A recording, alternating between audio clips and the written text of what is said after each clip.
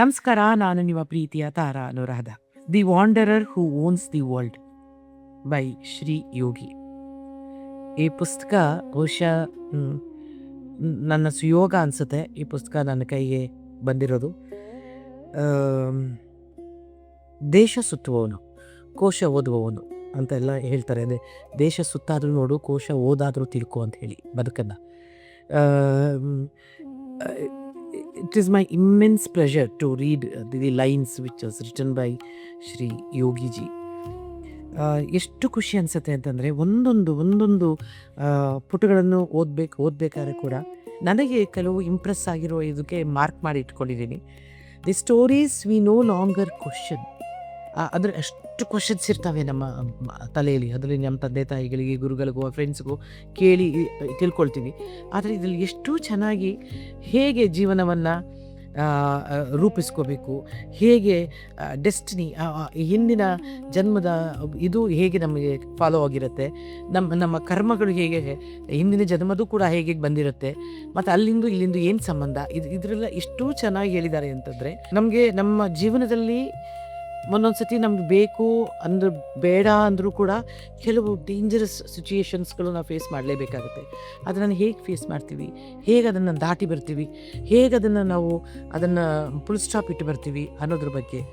ಅದಾದಮೇಲೆ the science behind desire. ಅಂದರೆ ನಮ್ಮ ಆಸೆ ಆಕಾಂಕ್ಷೆಗಳಿಗೆ ಅಥವಾ ನಮ್ಮ ಬುದ್ಧಿಮತ್ತೆಗೆ ಸಿಗದಂಥ ಒಂದು ಸೈನ್ಸು ನಮ್ಮ ಸುತ್ತಲೂ ಇರ್ತವೆ. ನಮಗೆ ಗೊತ್ತೇ ಇರೋದಿಲ್ಲ ಅದು ಏನು ಅಂತ. ಆದರೆ ನಾವು ಎಲ್ಲ ತಿಳ್ಕೊಂಡಿದ್ದೀವಿ ಅಂತ ಭಾವಿಸ್ತಾ ಇರ್ತೀವಿ, ನಮಗೆಲ್ಲ ಗೊತ್ತು ಅಂತ ಅಂದ್ಕೊಳ್ತಾ ಇರ್ತೀವಿ. ಆದರೆ ನಮ್ಮನ್ನೂ ಮೀರಿ ಒಂದು ಶಕ್ತಿ ಇದೆ. ಅದು ವಿಜ್ಞಾನ ರೀತಿಯಲ್ಲಿ ಕೂಡ ಯೋಗಿಯವರು ಕರಿತಾ ಬರ್ತಾರೆ.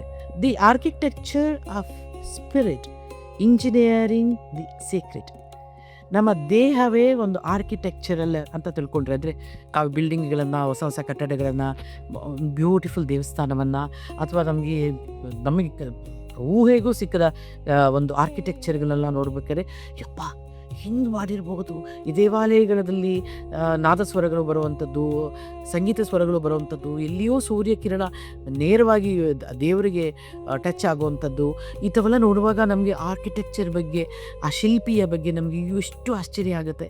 ಆದರೆ ಭಗವಂತ ನಮ್ಮ ದೇಹವನ್ನೇ ಒಂದು ಆರ್ಕಿಟೆಕ್ಚರ್ ಆಗಿ ಮಾಡಿ ಹೇಗೆ ರೂಪಿಸಿದ್ದಾನೆ ಅನ್ನೋದ್ರ ಬಗ್ಗೆ ಇಲ್ಲಿ ಎಷ್ಟು ಚೆನ್ನಾಗಿ ಹೇಳಿದ್ದಾರೆ ಅಂತಂದರೆ, ಇಟ್ಸ್ ಸಮಥಿಂಗ್ ಮಿರಾಕಲ್. ನಿಜವಾಗ್ಲೂ ಇದನ್ನು ಬರೀಬೇಕಂದ್ರೆ ಐ ಥಿಂಕ್ ಬಿಯಾಂಡ್ ಇದು ಹೋಗಿರಬೇಕು.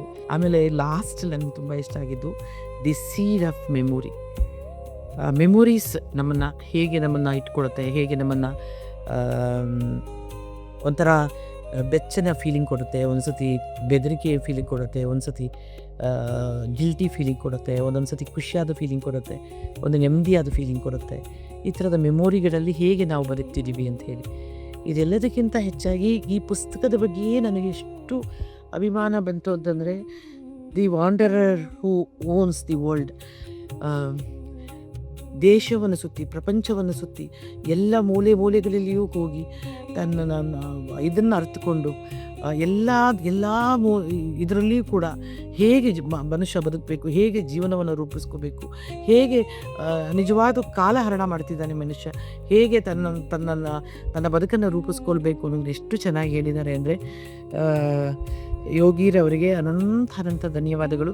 ಈ ಪುಸ್ತಕವನ್ನು ತಲುಪಿಸಿದ ದೇವಿ ಇಂಟರ್ನ್ಯಾಷನಲ್ ನನ್ನ ಅಣ್ಣ ನರೇಂದ್ರ ಅಣ್ಣನಿಗೆ ತುಂಬ ಧನ್ಯವಾದಗಳು. Thank you so much.